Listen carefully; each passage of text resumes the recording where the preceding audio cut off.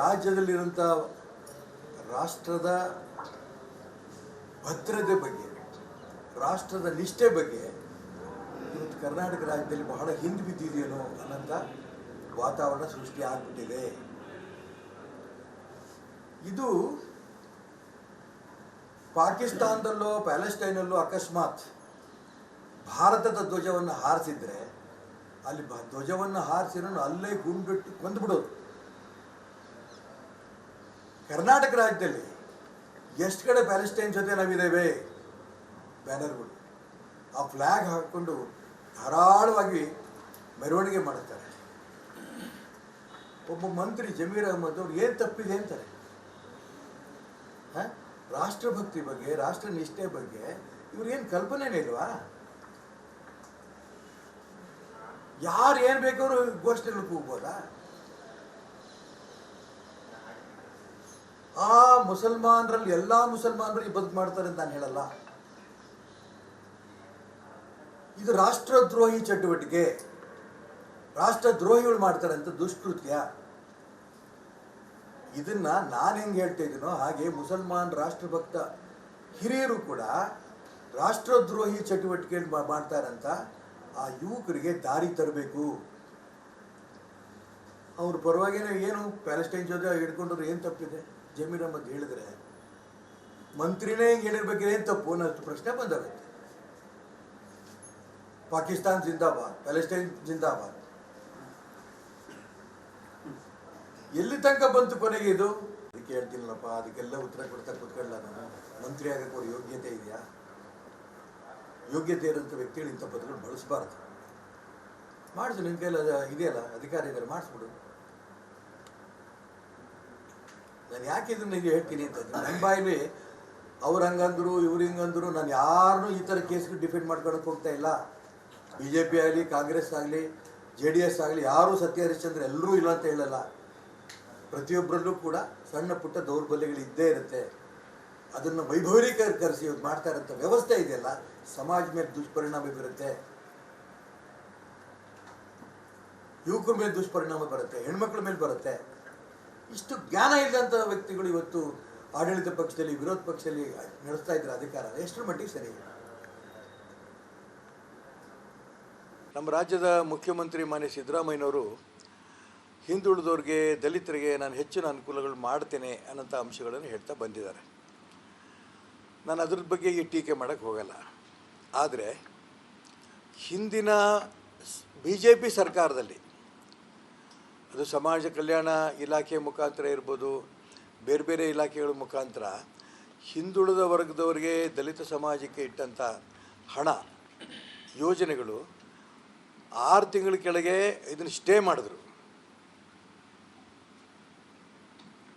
ಈಗ 1 ತಿಂಗಳ ಕೆಳಗೆ ಇದಷ್ಟನ್ನು ರದ್ದು ಮಾಡಿಬಿಟ್ಟಿದ್ದಾರೆ. ಆ ಆರ್ಡ್ರ್ ಕಾಪಿ ನನ್ನ ಹತ್ರ ಇದೆ, ಸ್ಟೇ ಮಾಡಿದ್ದ ಕಾಪಿನೂ ಇದೆ, ರದ್ದು ಮಾಡಿದ್ದು ಇದೆ. ಆದರೆ ಹಿಂದುಳಿದವರು, ದಲಿತರು ಅನ್ನೋದಕ್ಕಿಂತನೂ ಅರ್ಧರ್ಧ ಕೆಲಸ ಮಾಡಿಸ್ಕೊಂಡಿದ್ದಾರೆ. ಅವರೆಲ್ಲ ಎಲ್ಲಿ ಹೋಗ್ಬೇಕೀಗ? ರದ್ದು ಮಾಡಿದ್ರೆ ಸ್ಟೇ ಮಾಡಿದಾಗಾದರೂ ಕೂಡ ಇನ್ನೂ ಆಸೆ ಇಟ್ಕೊಂಡಿದ್ರು ಆ ಹಿಂದುಳಿದ ಸಮಾಜದವರು, ದಲಿತ ಸಮಾಜದವರು ಎಲ್ಲರೂ ಕೂಡ. ಸದ್ಯಕ್ಕೆ ಸ್ಟೇ ಮಾಡಿದ್ದಾರೆ, ನಮ್ಮ ಹಣವನ್ನು ಬೇರೆ ಬೇರೆ ಇದಕ್ಕೆ ಬಳಸಿರ್ಬೋದು, ಮತ್ತು ಹಣ ಬರ್ಬೋದು ಅನ್ನೋಂಥ ನಂಬಿಕೆ ಮೇಲೆ ಆ ಎಲ್ಲ ಸಮಾಜದವರು ಇದ್ದರು. ರದ್ದೇ ಮಾಡಿಬಿಟ್ರೆ ಯಾರು ತಗೋ ಕೇಳಬೇಕು? ಮೊನ್ನೆ ಒಂದು ರದ್ದು ಮಾಡಿದ್ದೊಂದು ಕಾಪಿ ನೋಡಿದೆ ನಾನು. 1093 ಯೋಜನೆಗಳ 373 ಕೋಟಿ ರೂಪಾಯಿನ ರದ್ದು ಮಾಡಿದ್ದೇವೆ. ಈಗ ಅದು ರದ್ದು ಮಾಡಿದ್ರೆ ಎಲ್ಲಿಗೋಗ್ಬೇಕು? ಯಾರು ತಗೋಗಿ ದುಡ್ಡು ಕೇಳಬೇಕು? ಸರ್ಕಾರದ, ಹಿಂದಿನ ಸರ್ಕಾರದ ಬಿಡುಗಡೆ ಆಗಿದ್ದಂಥ ಹಣ ಅದು ಕೂಡ ಒಂದು ರೀತಿಯ ವ್ಯರ್ಥ ಆಗುತ್ತೆ. ಹೊಸದಾಗಿ ಬರಲಿಲ್ಲ ಅಂತಂದರೆ ಯೋಜನೆ ಪೂರ್ಣ ಮುಗಿಯಲ್ಲ. ನಾನು ಮಾನ್ಯ ಮುಖ್ಯಮಂತ್ರಿಗಳು ಅವ್ರ ವೈಯಕ್ತಿಕ ಮೂಢ ಕೇಸ್ ಇರ್ಬೋದು, ಬೇರೆ ಬೇರೆ ಹಗರಣಗಳ ಬಗ್ಗೆ ಇರ್ಬೋದು, ನಾನು ಅವ್ರ ಬಗ್ಗೆ ಇದ್ರ ಬಗ್ಗೆ ಟೀಕೆ ಮಾಡೋಕ್ಕೆ ಹೋಗಲ್ಲ. ಅದು ನೀವು ಏನು ಯಾವ ರೂಪದಲ್ಲಿ ಅದನ್ನು ಫೇಸ್ ಮಾಡ್ತೀರಿ, ನೀವು ಕಾನೂನು ತಜ್ಞರಿದ್ದೀರಿ, ನೀವೇನು ಬೇಕಾದ್ರೂ ಅದನ್ನು ಫೇಸ್ ಮಾಡಿ, ಬೇಡ ಅನ್ನಲ್ಲ. ಆದರೆ ಕರ್ನಾಟಕ ರಾಜ್ಯದಲ್ಲಿ ಆಡಳಿತ ಸಂಪೂರ್ಣ ವಿಫಲವಾಗಿದೆ, ಇದರಲ್ಲೇನು ಅನುಮಾನ ಇಲ್ಲ. ಒಂದು ಇಲಾಖೆಯಲ್ಲಿ ಒಂದು ಬುಟ್ಟಿ ಮಣ್ಣು ಕೂಡ ಹಾಕ್ತಾಯಿಲ್ಲ ರಸ್ತೆಯಲ್ಲಿ. ಗ್ರಾಮೀಣ ಪ್ರದೇಶದಲ್ಲಿ ಯಾವ ಅಭಿವೃದ್ಧಿ ಕೆಲಸಗಳು ಆಗಿಲ್ಲ. ನಗರ ಪ್ರದೇಶದಲ್ಲಂತೂ ಕೂಡ ಗುಂಡಿ ಬಿದ್ದಿರೋಂಥ ಸಂದರ್ಭದಲ್ಲಿ ಸರ್ಕಾರಕ್ಕೆ ಶಾಪ ಆಗ್ತಿದ್ದಾರೆ. ಹಾಗಾಗಿ ಎಲ್ಲ ಇಲಾಖೆಯಲ್ಲೂ ಕೂಡ ಇದ್ದಂಥ ದುಡ್ಡು ಎಲ್ಲೋಯ್ತು? ಗ್ಯಾರಂಟಿಗಳಿಗೆ ಹೋಯ್ತಾ ಏನೋ ನನಗೆ ಗೊತ್ತಿಲ್ಲ. ನಾನು ಅದಕ್ಕೋಸ್ಕರ ಈ ಪತ್ರಿಕಾಗೋಷ್ಠಿನ ನಾನು ಸರ್ಕಾರವನ್ನು, ಮುಖ್ಯಮಂತ್ರಿಗಳನ್ನ, ಯಾವುದೇ ಮಂತ್ರಿಗಳನ್ನು ಟೀಕೆ ಮಾಡೋದಕ್ಕೆ ನಾನು ಇಷ್ಟಪಡಲ್ಲ.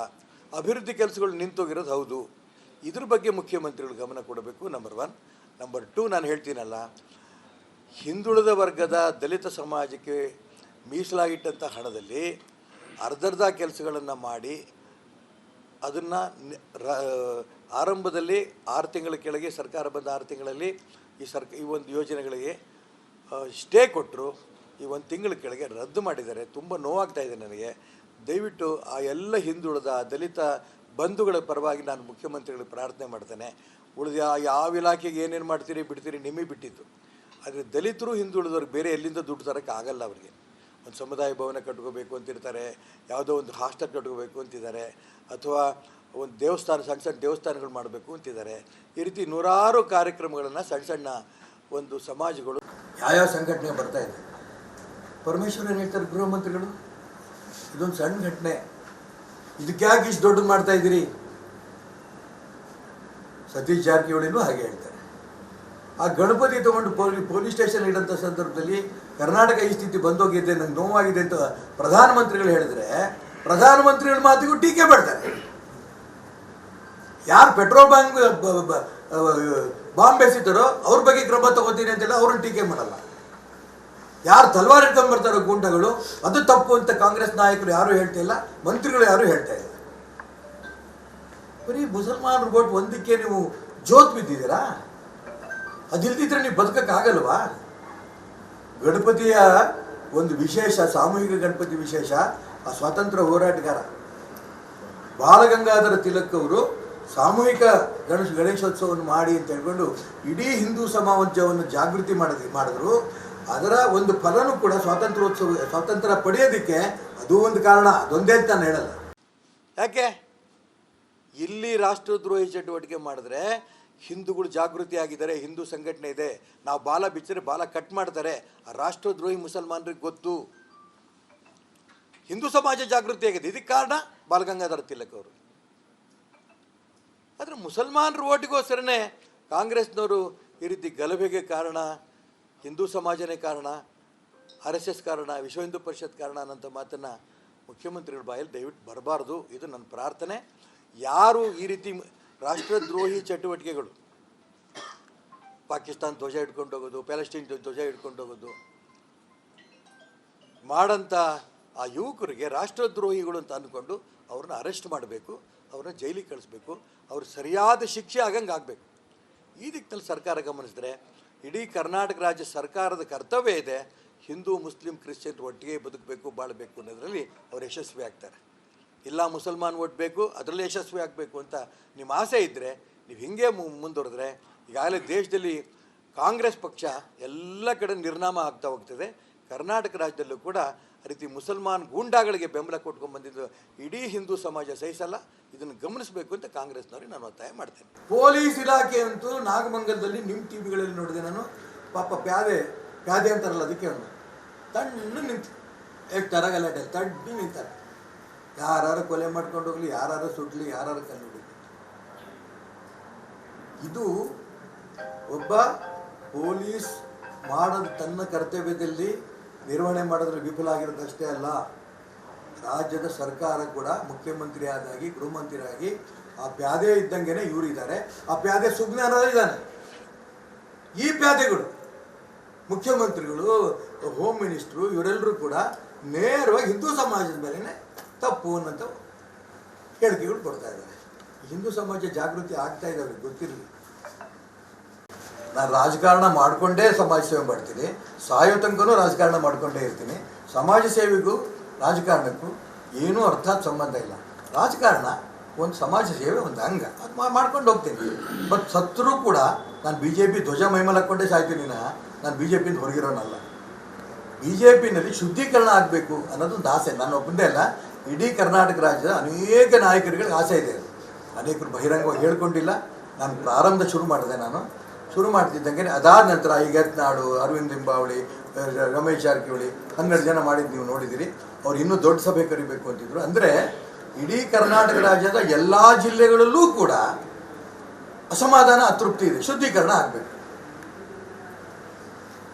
40 ಜನ ಕರೆಸಿದ್ರು ಅಂತ ಕೇಳಿದೆ ನಾನು ಮೊನ್ನೆ ಸಭೆಗೆ.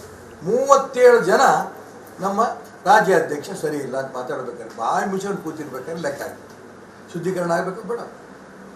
ನಾನು ಶುರು ಮಾಡಿದಂಥ ಸಂದರ್ಭದಲ್ಲಿ ಎಲ್ಲರೂ ನಂಗೆ ಫೋನ್ ಮಾಡಿದ್ರು, ಇಲ್ಲ ನೀವು ಇಟ್ಟರೆ ಹೆಜ್ಜೆ ಸರಿ ಇದೆ, ಹಿಂದೆ ಸರ್ಕೋಬೇಡಿ. ನಾನು ಚುನಾವಣೆ ಸೋತಿದ್ದು ಯಡಿಯೂರಪ್ಪನ ಮಗ ರಾಘವೇಂದ್ರನ ಎದುರಿಗಲ್ಲ, ನರೇಂದ್ರ ಮೋದಿ. ಈ ರಾಜ್ಯ ಜನ, ಈ ದೇಶ ಜನ, ಶಿವಮೊಗ್ಗ ಜನ ಮೋದಿಗೆ ಓಟ್ ಕೊಟ್ಟರು, ರಾಘವೇಂದ್ರಗೆಲ್ಲ. ಮೋದಿನ BJP ಫ್ಲಾಗ್ ಬಿಟ್ಟು ಹೊರಗೆ ಬರಲಿ ನೋಡೋಣ ಯಡಿಯೂರಪ್ಪ ಅವ್ರ ಮಕ್ಕಳು. ಹಿಂದೆ ಬಂದಿದ್ರು ಒಂದ್ಸರಿ KGP ಕಟ್ಕೊಂಡು, ಏನಾಯ್ತು? ಅದಕ್ಕೆ ನಾನು ಹೇಳ್ತಾ ಇರೋದು, ರಾಜಕಾರಣ ನಾನು ಮಾಡೋಣ, ರಾಜಕಾರಣ ಬಿಡಲ್ಲ. ನನಗೆ ಅಖಿಲೇಶ್ ಯಾದವ್ ಫೋನ್ ಮಾಡಿದ್ರು, ಅವ್ರ PA ಫೋನ್ ಮಾಡೋರು. ಅಖಿಲೇಶ್ ಯಾದವ್ ಕಂಟೆಸ್ಟ್ ಮಾಡೋಂಥ ಸಂದರ್ಭದಲ್ಲಿ ಫೋನ್ ಮಾಡಬೇಡಿ ಅಂತ ಹೇಳಿದೆ ನಾನು. ಕಾಂಗ್ರೆಸ್ ನಾಯಕರುಗಳು ಫೋನ್ ಮಾಡಿದ್ರು. ಕುತ್ತಿಗೆ ಕೊಯ್ದರೂ ಕೂಡ BJP ಬಿಟ್ಟು ಹೊರಗಡೆ ಹೋಗಲ್ಲ, ಸಾಯೋ ತನಕ ಈ ಪಾರ್ಟಿನೇ. ಶುದ್ಧೀಕರಣ ಆಗಬೇಕು. ನನಗೆ ಭಾಳ ಜನದ ಆಸೆ ಇದೆ. ಮೊದಲನೇ ಹೆಜ್ಜೆ ಇಟ್ಟಿದ್ದೀನಿ ನಾನು. ಇದು ಯಶಸ್ವಿ ಆಗುತ್ತೆ ನಂಬಿಕೆಯಲ್ಲಿದೆ. ಕರೀತಾ ಇದ್ದಾರೆ, ನಾನು ಅದು ಚರ್ಚೆ ಆಗಬೇಕು ಅಂತ ಕೇಳ್ತಾ ಇದ್ದೀನಿ. BJPಗೆ ಹೋದ ತಕ್ಷಣ MLA MP ಆಗಿಬಿಟ್ರೆ ಇಷ್ಟು ಹೋರಾಟ ಮಾಡಿದ ಲಾಭ ಏನು? ಒಂದು ಆಸೆಗೆ ಒಂದು ಸ್ಥಾನಕ್ಕೋಸ್ಕರ ಮಾಡಿದ ಫೈಟ್ ಅಲ್ಲ ಇದು. ಇಡೀ ರಾಜ್ಯ ಮೋದಿ ಹೇಳಿದ್ದೇನು, ಕುಟುಂಬದಿಂದ ಮುಕ್ತ ಆಗಬೇಕು. ಕರ್ನಾಟಕ ಭಾರತದಲ್ಲಿದೆ ತಾನೆ. ಮೋದಿ ಅಪೇಕ್ಷೆ ಕರ್ನಾಟಕದಲ್ಲಿ ಆಗಬೇಕು ಅನ್ನೋಂಥ ಅವ್ರು ಅಪೇಕ್ಷೆ ಪಟ್ಟಂಥ ಸಂದರ್ಭದಲ್ಲಿ ಯಡಿಯೂರಪ್ಪನವರು, ರಾಘವೇಂದ್ರ ಅವರು, ವಿಜೇಂದ್ರ ಅವರು ಇದನ್ನ ಅರ್ಥ ಮಾಡ್ಕೋಬೇಕು ತಾನೆ.